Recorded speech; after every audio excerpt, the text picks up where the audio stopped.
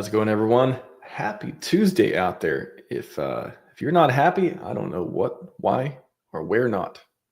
So I'm going to start the show off with. Got a banger for you today.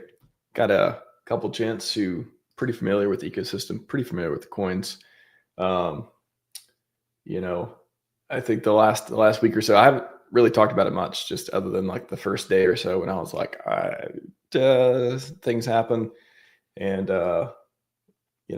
coins go up and down, and liquidity changes, and the whole different sub narratives, they'll just all over the place. So we're going to get into a little bit today and go through the amazing place they call the PulseChain. So I'll get to chat in just a minute, get your questions in. We'll go for about an hour or so. Should be a fun one. Without further ado, welcome back to the show, Senior Poopy Town correspondents, Briz and Zenith. How's it going, gents? Let's go.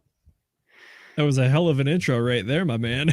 It's it doesn't have to be official, but you guys talked about Poopy Town before, I think. So you know how to explain things real smart, right? I hope. We'll try anyways. He can. Briss looks like he's got an x-ray going on, half on his head and his hand. Time to time. Kind of looks like a Terminator deal. You can kind of see really what's does. on my head. He's a robot. You are the AI, aren't you, Briss? I'm being upgraded every week. Automatic updates turned on. Work in progress. Yeah. I mean, it's we all want to be. Where do we start with this, gents? the last week, literally a week to this day, actually last Tuesday, a bunch of stuff popped off. Who wants to talk about what popped off and current sentiment and commentary? Zenith, you take it. All right. So for me in particular, there's two major things I'm looking at. Number one is narratives. Number two is price. So if we go over to price, obviously this is going to be the one that is, slightly painful, but we'll deal with it. If you don't mind, I do have a screen share for you. Boom. Alrighty. Yeah. So that looks that's like what PulseChain currently looks like. So if we want to go ahead and draw our price, we got pretty much a week there, down about 22% on the week. But notably, this is technically a new all-time low, which theoretically should not be happening at this point in the cycle, especially considering we've had a lot of good news coming out. We've had a lot of roads opening up for PulseChain, shall we say. Heading over to PulseX. PulseX is also down, but it is not new all-time low, and it's actually holding up a little bit better. Going over to Incentive Token. We have Incentive Token, not new all-time lows that happened back here in December 2023, but we did dip below our local lows here that happened on February 25, which was notably lower than September 24. So a lot of chop for Incentive Token. And then finally, the granddaddy of them all, not the Rose Bowl, but Hex or pHex. We have not broken down through this half a cent resistance level, but we have gotten darn near close to it.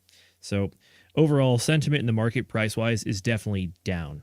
Outside of that, though, the other thing when it comes to the narrative is we had the great pDAI minting, or rather Richard Hart coming out and having 14 tweets in a row talking about a coin he does not like when he's previously talked about the existence of the risk diode. For those who don't know, the risk diode is a concept that Richard Hart has popularized, I believe, which is that if you don't like something, don't talk about it, because you're just going to give more oxygen in that fire and it's going to burn brighter. Like I said, he spent 14 tweets in a row educating all the hexagons and pulsekins out there about everything going on with pDAI, notably how it is one of the p-stable copies that still has the ability to mint tokens.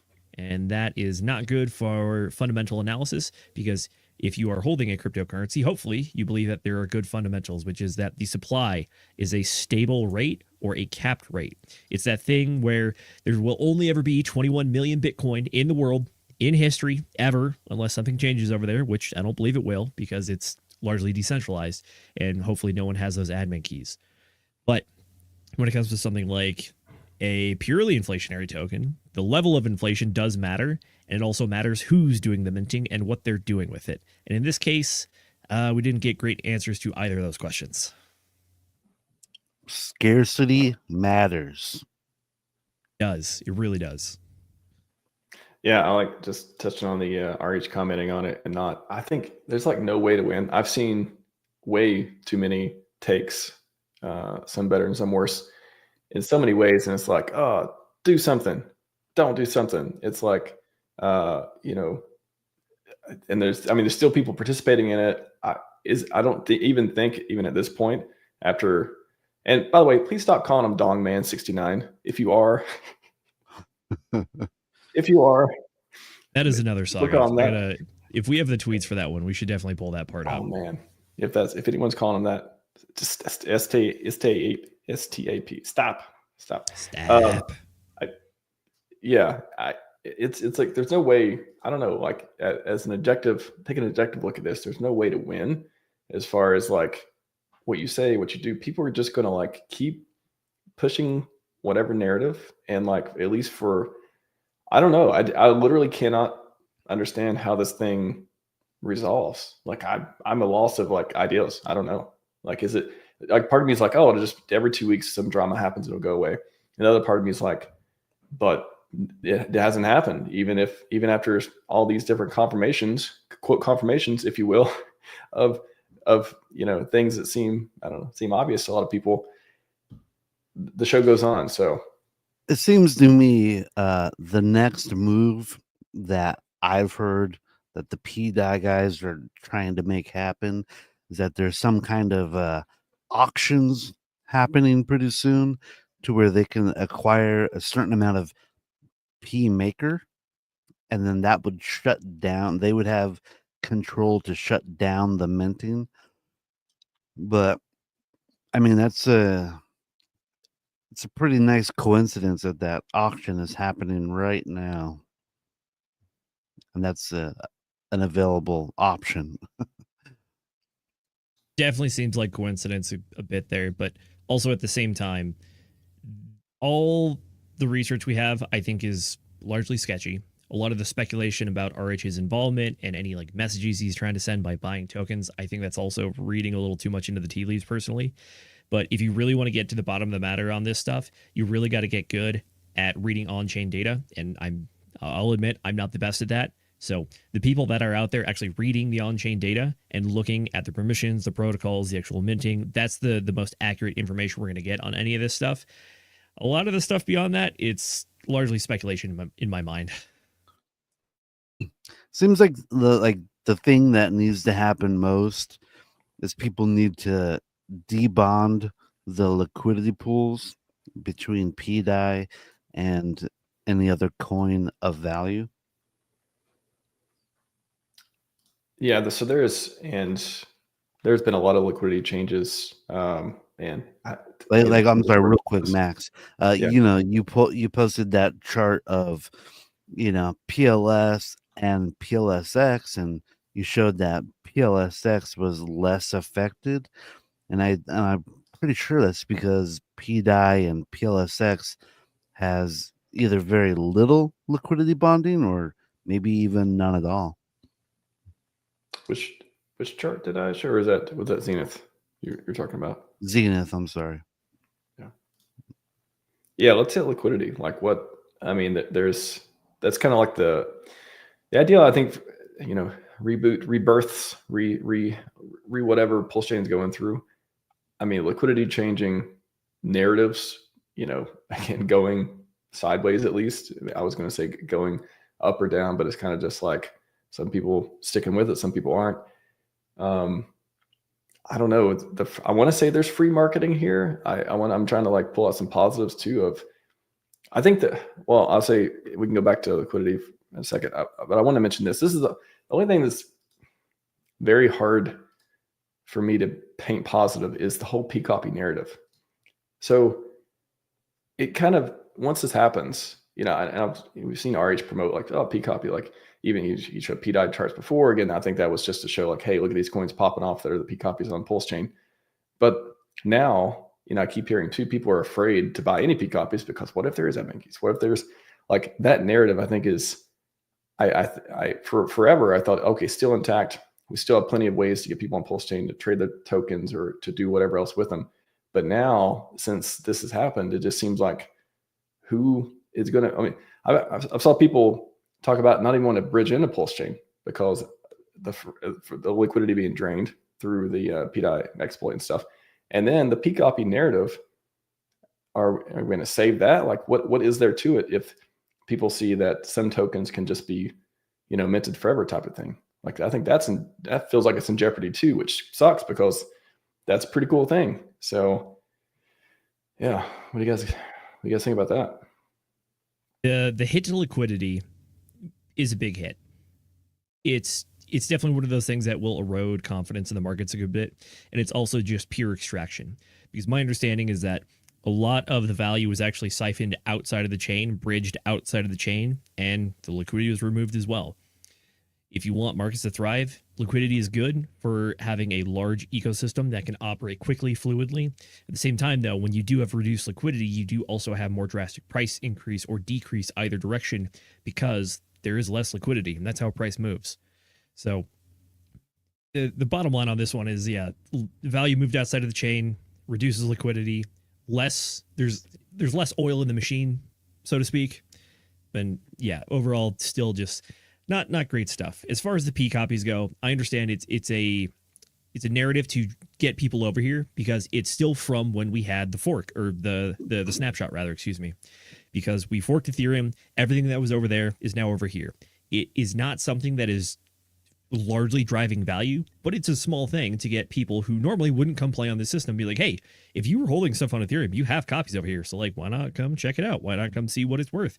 It's not going to be the full value. It probably is only going to be like pennies on the dollar, but at the same time, still pennies you didn't have before. So, well, even so, that's a very compelling piece. That's like a great amount of marketing for it. However, now, my first question is like, okay, is the coin cool? I got a copy.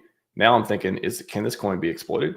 Does this coin have admin keys? Like, now I have to go through and say, okay, like, I don't know. I feel like there are all these, it's hard for that to, I don't know. I feel like it took a hit, and it sucks because that is like such a great marketing. Come over here, trade your coins. Come over here. They have value. But if you go buy a coin that has value and then gets exploited one day, that sucks. So like, how do we get people to not be afraid to participate in the P copies now? Well, this is only one contract that's been exploited, and who knows how long they can even keep exploiting it for. It seems like they can do it for a while, but I just don't really know. And Zenith, you're talking about the removing the liquidity sucks. Yeah, but you're only removing, you remove the pDAI and PLS liquidity, and then you bring back that PLS liquidity with a new coin. So it's not too big of a deal. We'll maintain our liquidity pools, I believe. Yeah, the good news is there's a lot of other decentralized exchanges on here. I believe, like 9inch, 2Fox, pTAIS, a bunch of other ones. Like, there are great programs that still maintain their liquidity outside of the stuff that got removed. So it's not like it's like dead and gone forever. Thankfully, we have a good bit of robustness in the system just through the diversification of all the DeFi platforms that are on here. The only thing we got going on here. The one thing I was thinking about was, I was wondering if this was a planned attack from the Atropa devs the entire time. Like, did they know about the pDAI exploit, and then therefore they created the whole Atropa ecosystem to the whole liquidity web? They said that Atropa, you look it up, it means like poisonous plant. I'm just kind of wondering if this was a planned attack the entire time by an autistic black hat dev. Unless you get the person to tell you that in confidence, we're probably not going to know. Or unless you can reveal some other larger nefarious machinations out there, but odds are probably not. You're not believing the videos from Vietnam? Look, as someone that tries to determine when things are a psyop or just terrible red herrings, finding some random dude in, Vietnam, posting his picture, allegedly, and then smattering that all over Twitter for people to rally against and grab their pitchforks and torches for. Yeah, I'm not going to call that a credible source. It's almost like I mean, I think there is, two ways to look at that. Like one is, how that seemed awful fast and awful easy to spot and very, convenient. But at the same time, it's like, yeah, I mean, I wouldn't be surprised. Again, who knows if we'll ever figure out authoritatively. How can you, right? How can you, unless the person like goes on record saying they did it or didn't, how do you ever really know what happened? And then how much does it matter too? Like, how much does it matter that we even know? Like, how much more does it matter that, you know what you're buying now, right? That's true. As far as what I've seen on some of the stuff coming out on Twitter and people trying to identify everything going on, it's not exactly what I'd call it, but in the law enforcement, there's a term called an orgy of evidence, which is there's just way too much all in the same place, way too conveniently. And the fact that there is so much of that, it actually gives discredibility because it seems like it's almost planted or like people are trying to lead you in a direction. And that's some of the stuff that I've been seeing, specifically with trying to find the dong guy or whatever. The dong guy, quite memeable. I mean, that is their currency. So, like, Max, I have a question. Briss, are you the dollar guy? Perhaps. Could be. I got a question, Max. What do admin keys look like in MakerDAO? Oh my gosh, I'm glad you asked. It's very timely. Yeah, actually, I was thinking about this about an hour or so ago. I was like, wait, that whole thing, that whole issue of like, wow, how do you know like what to buy? Like, or at least like, how do you know what you're buying doesn't have some ability to, hyperinflate or whatever, or have some sort of issue that came over from Ethereum, what works differently on PulseChain. And it got me thinking, like, there's got to be a way to write, again, I code from time to time. Is there a way to write a script or otherwise that'll look through the different contracts on Ethereum or on PulseChain and just see which ones, like, have a list of those that have some sort of like, there's a pattern. Usually in code, there's patterns that can tell you whether something does something or not. Is there admin keys and manifesting in whatever way? So I wonder if there's a way to do that and then get a list of the ones that have that. And then from there, you could be like, okay, here's the list of tokens that we know have some sort of admin keys that we don't know how they're going to work on PulseChain. And here's a list of just like, meme coins, ERC20s, or otherwise contracts that don't. Again, it's maybe there may be other complexities, may not be a definitive list, but at this point, that would probably that might be helpful to people too, to be like, okay, if I'm going to go buy this token and, have more faith that there isn't some deal that could be, I don't know, I almost feel like the risk is like people like almost want the ability for the token to do something else, even when they buy. Like, again, pDAI was like, oh, it's going to, the idea was decentralized stablecoin, could peg to $1, all this like narrative that's broadly involves RH or doesn't, all this stuff. But the other tokens, such as, I don't know, pAI and Pepe and all this other stuff, that may be helpful for people to know, at least when they buy it, like which ones are more risky and less risky. So I haven't seen anyone do that yet. Who knows if I write a script like that or not? But yeah, like it's a pretty easy question to ask ChatGPT. Like, what do admin keys look like in code? And can you just query the blockchain, go through the contracts, pick out which ones look more risky than others? Maybe someone writes something like that. One of the other coins that has admin keys that, hasn't been exploited yet, and I'm a big fan of it, is Pulse Wrapped Bitcoin, aka Purple Bitcoin. That one has admin keys, but so far it seems to be safe, but it also has liquidity bondings to pDAI. So if you pump up that one, it seems to be giving liquidity to the pDAI exploiter. That's the other piece to this just mess. It's like, literally, I never thought I'd see, conversations around, or the ideal that like, I'm afraid, like, I don't want people to be afraid to bridge into PulseChain. I don't want them to be afraid to buy P copies. Like, this sucks. Like, how do we reverse that? How do we make that not a thing anymore? Like, that is a huge marketing and selling point. to come into the ecosystem. So At this, not being at afraid to this be copies. point, sorry. At this point, I don't think too many people are afraid to bridge in. You know, besides the people directly in our ecosystem, I doubt anybody else really knows about this kind of stuff. So, Yeah, but when they do, that's the thing. It's like, oh, don't do that. Don't bridge the PulseChain. There's some exploit taking people's money.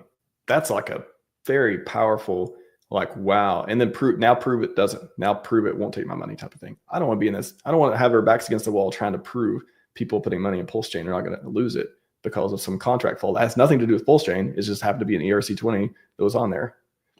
Yeah, Max, you're not wrong. If you're explaining, you're losing. That's kind of the argument here. Although I will say the one benefit going on right now is the entire overall market is very much down. It's like seriously only in the last like 2-3 days that we've really had some confirmations of moving towards the upside. But since that, ever since we dropped down to what was it, like $76,000 Bitcoin? Yeah, the entire market has been down largely, including Ethereum. And if you remember from previous streams, or our good friend Coach X, he was the one that told me this. PulseChain moves closer to Ethereum. And guess what? Ethereum is still down in the dirt, so to speak. So yeah, overall market sentiment is down, which means that I think this stuff coming out at the same time, it's not as catastrophic. But at the same time, if you are looking to onboard new people, green candles always helps. And right now we have the opposite of that. So people that were going to stay out of the market are already staying out of the market. So if you're looking to get people into the ecosystem, there will be better days to do it in the near future. So that's my take on it. Yeah, I think it is. Well, maybe one positive take from that is, yeah, it is already hard to onboard people without green candles. Does this make it harder? Arguably so. But when the green candles come, maybe it'll be like, okay, yeah, there's bugs here and there, but yeah, there's a place to make money. Like, it's probably much easier to overcome that. So maybe in that way, I don't know, like it's annoying, but maybe it doesn't have as big of an effect as it does at face value. So that's a good point. I believe the good times are coming. You know, as soon as the government turns on those money printers and all that money starts flowing into Wall Street, and Wall Street has more crypto than anybody else in the world, all that, a big portion of, and especially now that we have a pro crypto administration, maybe a lot more of that Wall Street printer money will actually start flowing into cryptos even more this cycle. So, I think we could even see like a bigger top than we're even expecting. I mean, definitely still bullish on crypto, bullish on this ecosystem. It's just times like these where we're like, man, is it another? It's like people are tired of waiting. I know. This is the real shakeout. Tired of explaining how fucking great this place is. Right. Tired of waiting, I think, is one of the real big ones there, which is, yeah, people have been tired of waiting. And that's pretty much the synopsis for like all of 2024 after we had all-time highs in March. And then pretty much ever since we hit all-time highs back in January, it's people are tired of waiting. They waited for a whole year in 2024, and now they waited almost 3 months now. So yeah, that's the sentiment that I'm reading as well.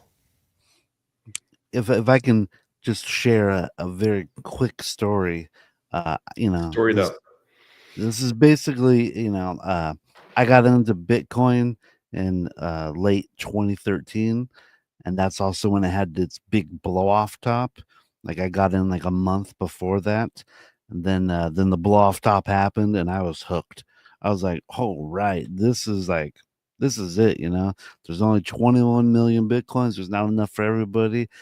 This stuff is gonna go fast. Excuse me. And so for the next 2 years, even like 3 years, it was my goal to acquire like one whole Bitcoin each month, because they were only like $200-300 at the time. And so I was buying them up and I was acquiring them, and then like 2014 happened, 2015 happened, and the price of Bitcoin was like at like $400 to $600. 2016 happened, and like 3 straight years of Bitcoin being at between $300 and like $600. And I'm just like, what the F is going on?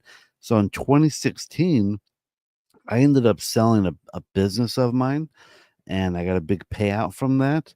And instead of putting that money into Bitcoin like I should have, I was frustrated by 2016, and I bought a car with that money instead. 1 year later, blow off top. And right now, I feel like we just exited the 2016 and we just went into 2017. 2025 is 2017, and everyone's getting super frustrated, and we're like, what the F? But I'm telling you guys, later this year, I really truly believe that we're just gonna have this, like, the money printers are gonna start turning on, and we're gonna feel stupid for being so frustrated about low prices. Don't be frustrated. I don't know if you were trying to say frustrated or I was just hearing it. Frustrated. Frustrated. Don't be Don't- frustrated, all right, Don't be guys? frustrated. Just want to remind people too that good times in 2020. Shout out to PulseChain John. Some pretty good tweets from time to time. This is a tweet he screenshotted Richard in March 2020. Hex holders affected. Lamborghini production stops over coronavirus woes. Wow, that was the only only bad news that we had in 2020. Good times. Did Richard really tweet that? Yeah, That's funny. it looks like it. I mean, as far as I know. Somebody chat, double check that if you're curious. Got a couple of questions in the chat to this effect. When will it end? When will the I don't say when will the good times end? When will what end? That's the question. When will the bad times end? True, like this tweet from Brett Up, their favorite PulseChain dev here. Truth is, it doesn't matter what everyone says about the protocol. People always read the message and try to twist its meaning in every way possible. It's best to use common sense and math when making any life decision. So that's Agreed. Reasonable. But this part, that's the part, maybe the ending. Like, when will it end? That I don't know. It's like, what was the quote? It's hard to convince somebody out of the job when it's their way of making money. I forget the exact quote, but it's easier to trick someone than to convince them they've been fooled. That's another one. Yeah. Is it just that? Like, is there a time period where, again, I don't know. I try not to take a position on these things. Like, I just want to just lay it out there and just look at the facts. And again, who knows? Will the thing ever go to zero? Will there always be people, whether it has exploit or not, be playing with it and all this stuff? But at what point where will less than 50% of the community be like, it's not working? Is there a point? Is there a shelling? Is that a shelling point? Is that a correct usage of that? I don't know. When stop, Dev? Or will it go back up? I mean,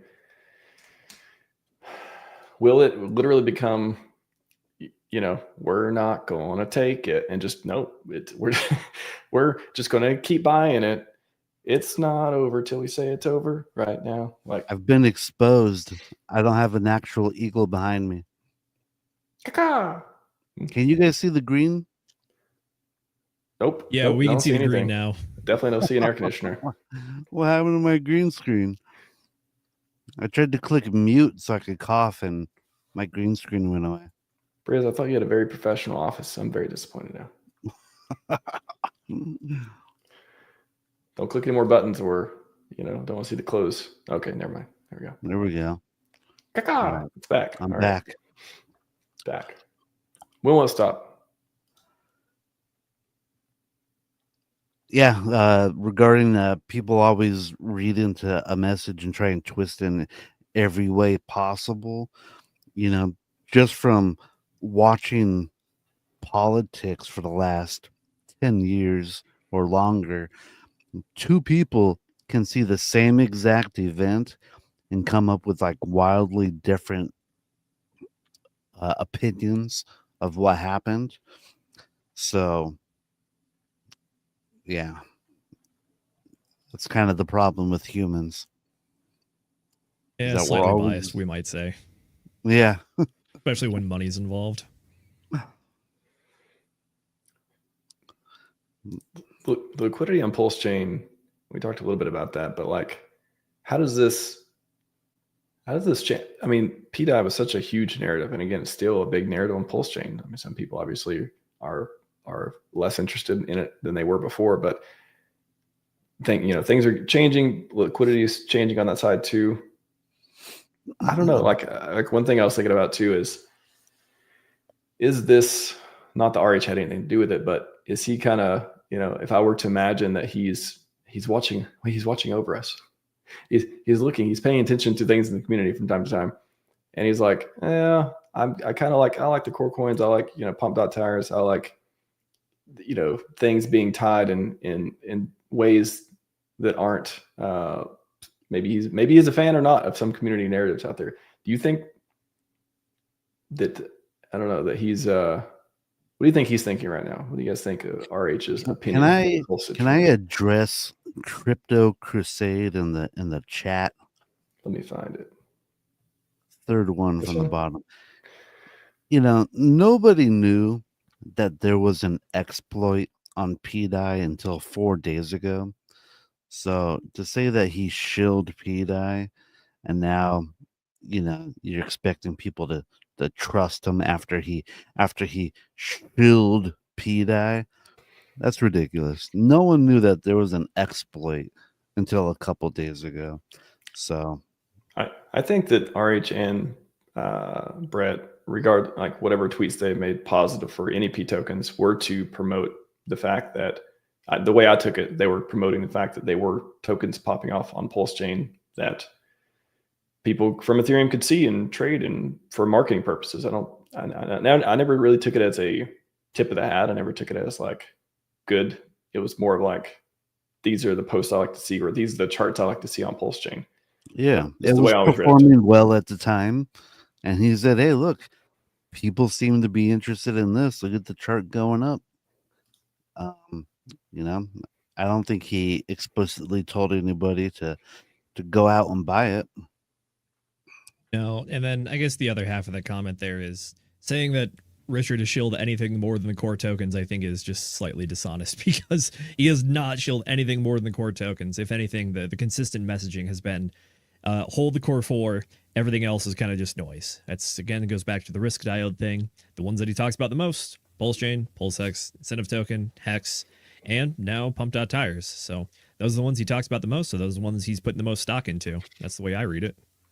He does, there's rumors that he does speak through the blockchain, and I've definitely seen some posts of different OA related wallets doing various activities related to, pDAI and most and everything else.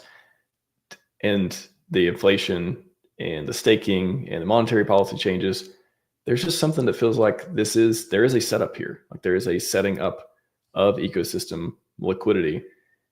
That's what kind of was asking too. Like, what do you all think that RH? How do you think the optimal way? How do you think he sees liquidity in the ecosystem and would be most beneficial to, for example, pump the core coins?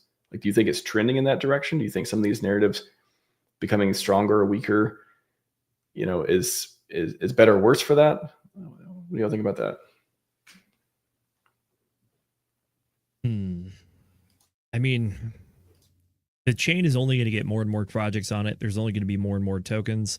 So I think the further we get into this, the more just harping on the idea of sticking to the core tokens makes more sense, because it's kind of like with the macro crypto market, which is the more that there are projects out there, the more that the blue chips seem valuable.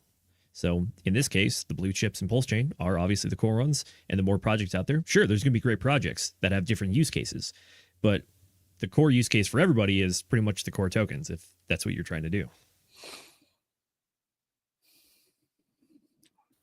Yeah. Go on the moon, Briz. It just seems like we need to kind of nip this pDAI narrative in the bud, and we just kind of need to move on. It's a bad meme coin, guys. There's an exploit going on where someone can take all the money slowly. They're right before we got online, I thought I saw a post about him minting like another 90 million pDAI. And I don't know. Seems like we need to move on to a better meme coin because that's all it is. I mean, it will never peg to $1. It's never going to be like a legitimate stable coin. It just can't be. So, we got stable coins on here. You guys obviously are just speculating on the fact that, it should be $1 and it's not. And the reason why it's not $1 is because it's broken. So it's dragging down the rest of the market. And my biggest worry is that, some of these guys are just going to be jerks and they're going to be like, no, I want to, they're just going to keep buying pDAI and it's just going to keep dragging the rest of us down. Like, I don't know. I think you have a good point there, which is like it's not a great meme coin. I think the narrative for it is definitely diminished, but there are still plenty of other great meme coins on PulseChain. So if you want to focus your effort in that regard, you can find other good projects out there. If you're looking for an incentive token, there's a bunch of other ones that exist out there that also are on dexes that have good yield. There's all the different ones that are coming off Pump.fun. And so they're like meme coins are abound if that's what you're looking for. You just got to find ones that you believe have good fundamentals, good market psychology, because at the end of the day, that's largely what meme coins are. Pure market psychology, buying, selling, liquidity, and price action on that regard. So there you Sir, go. I've never heard of Pump.fun, but I've heard of Pump.tires. Oh, sorry, excuse me, Pump.tires, yes. Your question here from UR2D2R. Pump tires may be a good thing right now. I hear you're talking how much are good for the ecosystem, I guess. What would you like to hear? Would like to hear your all's take if possible. I think burning a PLS and burning a PLSX seems like an awesome app on PulseChain. I'll start it off with that. The current king, fraud Somi. Somi the fraud. Wow. They're just popping off. Anybody can create a coin to democratized deals here. Here's your meme Oh, there's coin. pLi. There's pLi. Pump that to $1. There's a Hexalina one. Here's a tweaker coin. I guess is the take on Pump.tires is it's a fork of one of the most popular products of this cycle, which is Pump.fun over on Solana, except this one was actually tweaked to help the ecosystem by, burning 1% of the tokens into taking 1% of the mint and then using that to burn PLS. So that is a use case there. And if you are able to have all the marketing that you want and all the team behind it and getting a good deck screener listing, that's going to help out tremendously. So there's opportunities. This is opening a new avenue that was not RH supported, but RH figured it makes sense to go ahead and do this thing if people are already going to do it. And it's kind of the idea of owning the casino, so to speak. Is that people are going to be gambling, might as well make the casino work for you, or in this case, working for everybody because of that PLS burn. I am generally not interested in meme coins. However, apps like this that if they gain traction, especially if they have the I don't know, are they called pumpamentals? Burnamentals, like pumpamentals that do burning for the core coins and for the DEX if they graduate to do so. I mean that seems like a win-win to me. Again, if you're going to participate or not, like that's an app that is so much better to have in the ecosystem than like not have. 100% agree. And Richard or the OA has moved their pDAI coins into the Pump.tire meme coins. I think one of them was most. The other one was the Trump coin, I think, that the creator of Pump.tires created. Yeah, there's the what's the most pump. There's like another one is there a way to see like the most the hugest ones sort by market? Is this what it is? Sort by market cap? I know Richard first tweeted about Pump.tires, and I didn't really think that meant that he created Pump.tires, but the creator of Pump.tires created most and a couple other coins, and I still didn't think that meant like, oh, Richard's behind these coins. However, like I said, the OA moved pDAI into like most and another coin on there. And that to me means I think it has Richard's blessings for sure.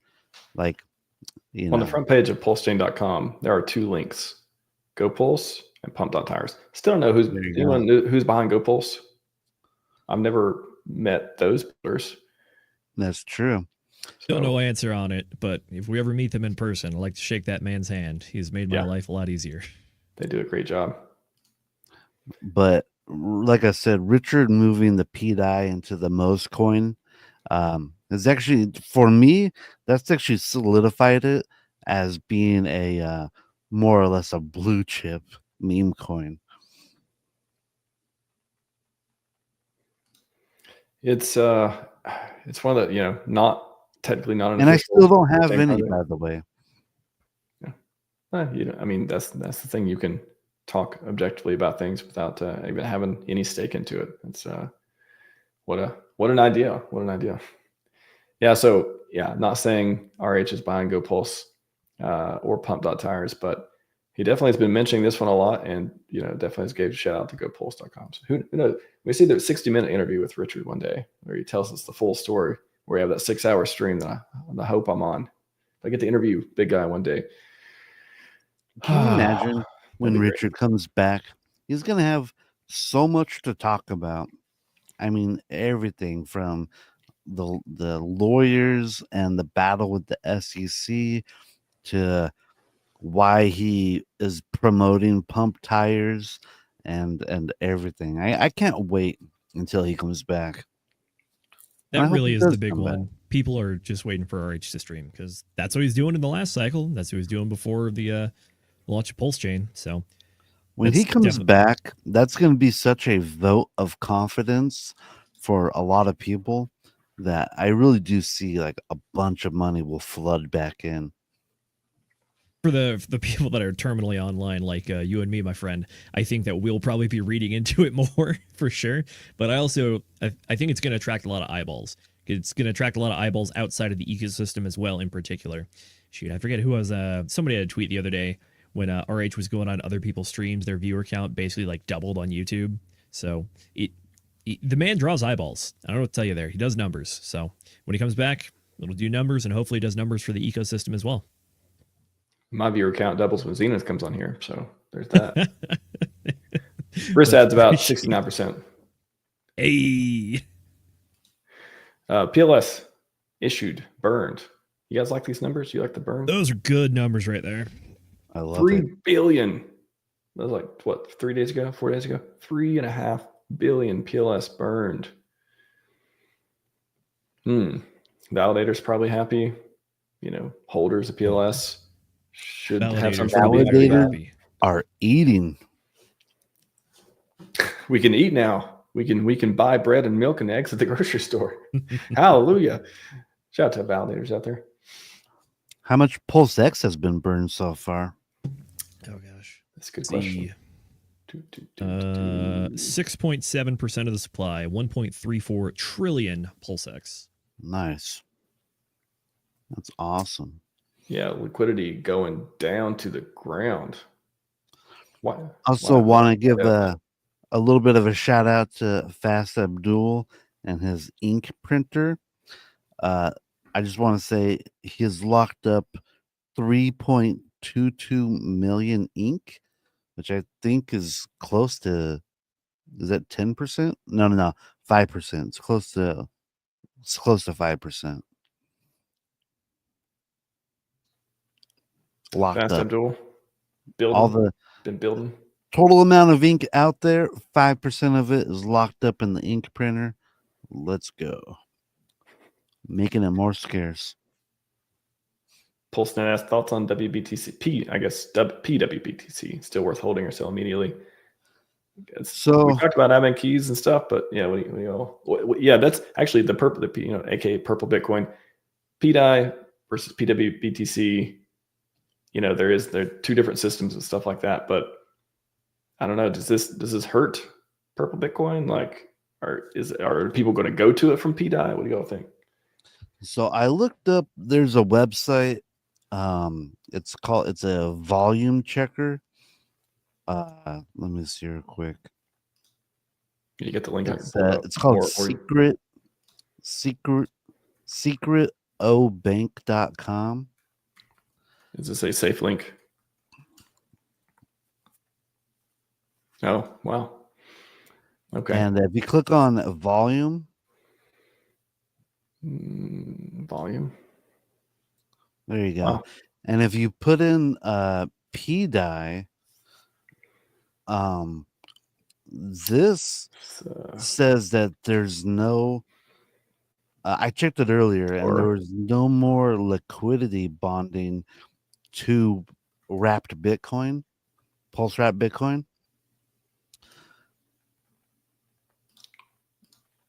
Let's see. Wow, this is a very interesting website. Okay. So I put in, so we're looking for if it's paired to wrap Bitcoin, which I don't see. Yeah. The last time I saw it had like $8,000 with wrapped Bitcoin, but I don't see it anymore on there. But when I went to the PulseX website and I went to the info tab and I looked up the pulse wrap Bitcoin and I looked at the pools that it's attached to, it did seem like it still had pDAI liquidity bonded to it. I think the PulseX website is probably more accurate, but I always considered this website to be pretty accurate. I just don't know how accurate it actually is. Yeah, new website for me. Wow. Okay. It's definitely helpful to look at the. You know what? That's actually I've been looking for that for a while. Like, how do I get a chart of volume? I want to get a chart of volume. I want to get a chart of liquidity. Like, that's what I've been looking for too. So we go home. Piece tables look up. Oh, this is for that. So is there a way to, what is single? Oh, they have pDAI there too. Let's see. Maybe put it in the bottom right there. Oh, it's for free and token address. Well, that's for, I can, but I wanted to, is there a way to get a chart of liquidity? I see a chart of volume. I don't know. That would be it. Chat, let me know if you all know that too. Because we have a list of liquidity, but I want to see a chart of liquidity like this. Sure, there's got to be a site out there. That'd be great to see. Because I would like to see the liquidity of the entire PulseX, which, I mean, we can go to DeFi Llama, but it'd be nice to see it for individual coins as well as that. PulseChain protocols. Wow, only 100 million, 112 million on PulseX right now. Yeah, look at this drop off the cliff. That is crazy. We had almost 800 million. We had 800 million December. Volume dropped by 3 months ago. 80%. I mean, prices sure have may have an impact there too, but that's still. How are we not going to explode from this? Like, how is this not the season of price go up? I really feel like a lot of people have been shaken out of the core coins. And I really believe that when Ethereum really does explode off and does its like $10,000 per coin run, I really do feel like a lot of that is just going to lift up the core coins and of course other stuff. But I feel like because a lot of people have been shaken out, it's just going to push it up even harder. I think that's a good argument. Ethereum's going to drive, especially PulseChain, just because the tied liquidity there. And yeah, Ethereum is the one that's lagging right now. So once Ethereum gets going, the rest of the ecosystem theoretically should also get going. Or if we also start getting some massive buys as well, that'll do the trick. And I feel like Ethereum being like really down right now, it's almost like a fake out. Like it's trying to make everyone believe that it's dead and that the narrative might be somewhere else, like Solana perhaps. And so, and like I said, Wall Street has the most Ethereum out of anybody, and they're going to be directly connected to that money printer, and they're probably just I really feel like they're really trying to make people believe that Ethereum is dead so they can kind of scoop up more than the average person. And I really do believe it's just going to take off in the later this year. You think the reset, I mean, again, just keep talking about liquidity and stuff too. The reset of liquidity and the different pairs and it leaving and, people pulling it for all these different reasons, for the monetary policy changes and such. If there is some catalyst event, ETH goes up, we see whales deploying, Richard streams again. We onboard some major people to PulseChain.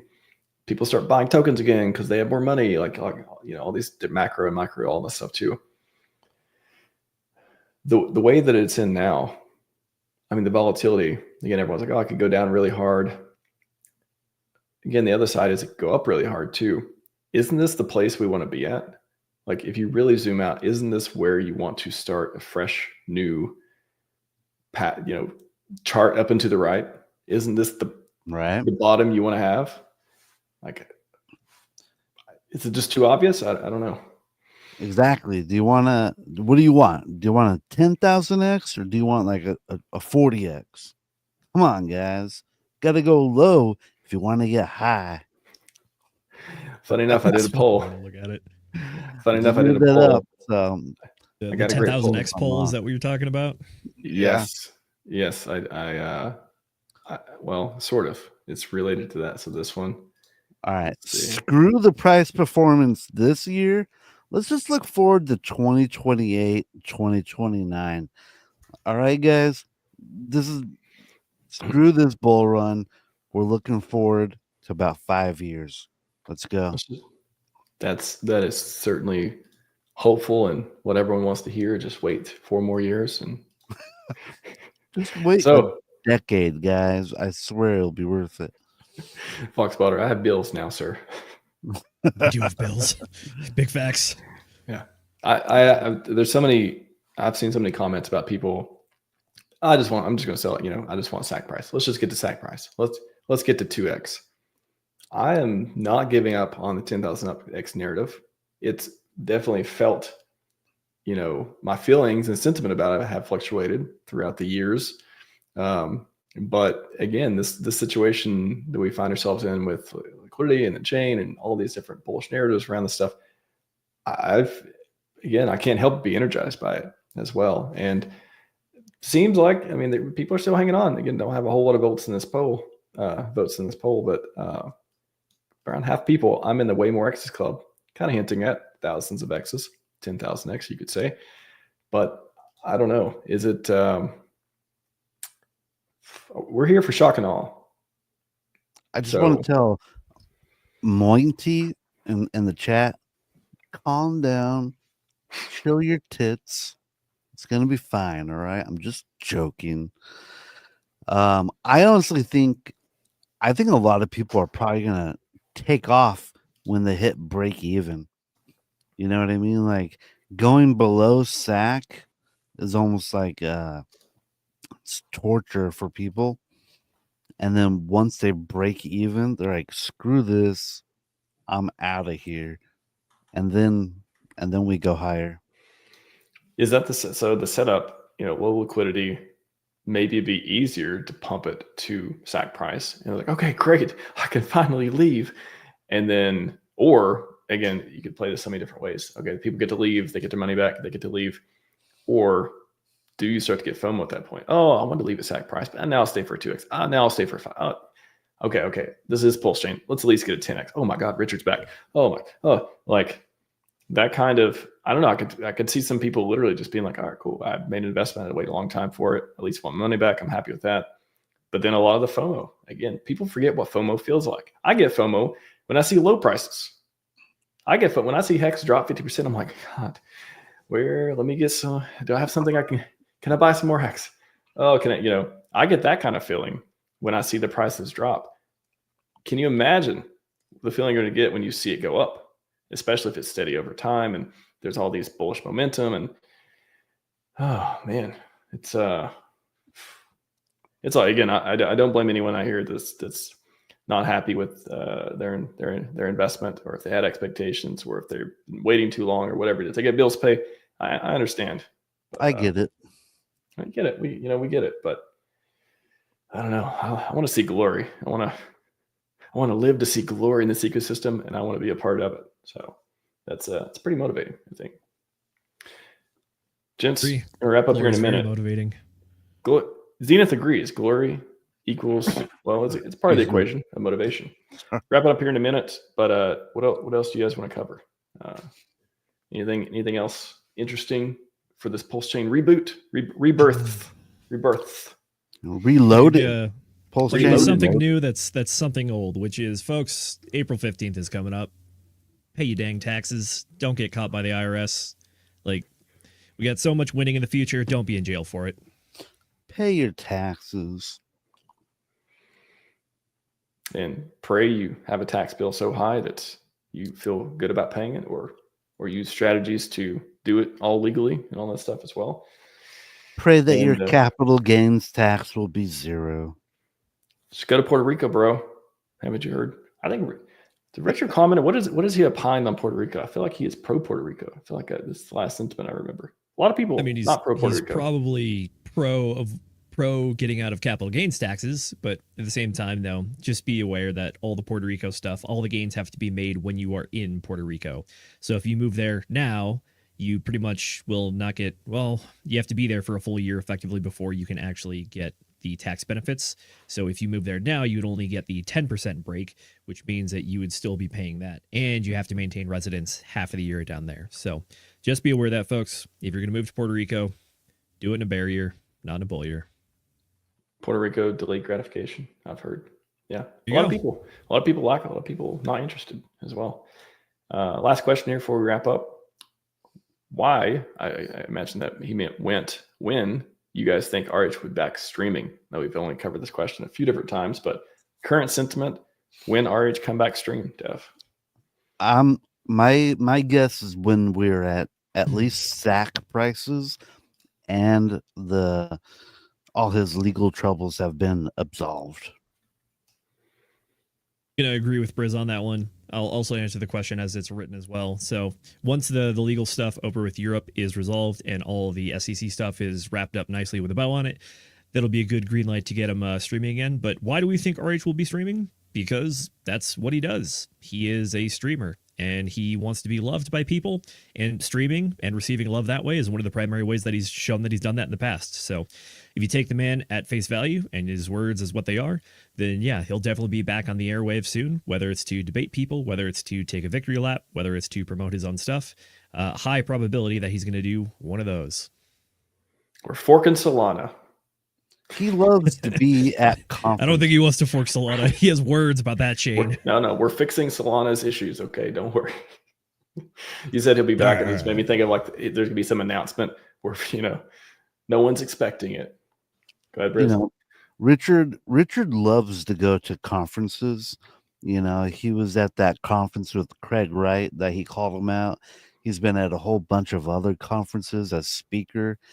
He likes to go out there and share his knowledge because he knows he's pretty smart and he has a lot to share with people, and he loves to educate people. So I really think that him not streaming is kind of like painful for him because he wants to be out there. He wants the glory. And if he's not in the limelight, how is he going to be getting all of this glory and love from the community? The famous line. I really think he wants to be here, and I think he will return eventually. I think the famous line from the movie too is like, why do you want this? Glory and all this stuff. Why do you want to feel loved? Well, I think again to the question as well, like why would he come back streaming even? I think he wants to come back to glory will be televised. He has so much to tell us. The winning will be televised. He's exploding with information right now. Delaying the gratification. If you know, again, a lot of people out there aren't streamers. And if you do it for a while, it does become second nature and you do enjoy it a lot of times. And for him, the ultimate champion of streaming, to not do that for 3 years, for reasons beyond your control, for example, while you sit back and watch a community do community things, it does suck. And that is a price of that is true delayed gratification. So I appreciate him for at least tweeting. I'll say that. I know it's not easy to always appreciate the communication we get, and especially when your bags were up, everybody like, yeah, I don't care about RH. Oh, we don't need RH. But like it would be this whole other different like narrative and conversation around it. But if the bags are up, we'd be like, see, we don't even need him to stream. We're doing fine. Do it. We're like, please stream, please. Yeah. Well, that's the thing is like we don't. Yeah, like what is the motivation for him streaming? It's like everyone wants to pump the bags. It's a nice to have, but again, PulseChain has everything it needs. I think the macro conditions, I think the what the whales decide to do, and how we keep it together and focus on don't lose the plot. That's how we win. And if RH wants streaming, that'd be cool too. Would be very cool. Yeah, I'm looking forward to the future, guys. The future. We got like 6 months, 6 more months of pain. All right, just 2 more weeks. That's what I've heard. 2 more weeks. 2 more weeks. That'll be a joyous meme before you know it. So, Briss, where can people find more about your engaging commentary? Don't find me. All right, guys. Leave me alone. Do not look for me. Do not look for me. Do not knock on my door. No solicitors. You will be shot. And I have a dog. Even the Church of Latter-day Saints, you turn them away. They're dressed really nice. They seem like nice people. Don't stick your dog on the church guys. Now you got me moving on to Zenith. Zenith, where can people find you? Folks, you can find me on Twitter /X at ZenithDI. Stands for Distinguished Investor, according to RHMax. Outside of that, though, you can find me streaming over on DGen Roundtable Wednesdays, Friday, and Sundays, 8 p.m. Eastern Time. And we're also doing the Walk the Block channel. That is our more manicured, professional, white glove service that we're trying to keep it concise enough and informative enough to beginners like Fast Abdul's grandma, but also deep enough that Fast Abdul is going to watch himself. So that's what we're going for over there. Check it out. Walk the Block NDF on Twitter and X. Outside of that, though, that is what I got. Max, always a pleasure, my man. Thanks for having us on. And Briz, good to see you, buddy. You too. Gents, fantastic stream. That's all we got for you today. Scivive and 5555. We are out.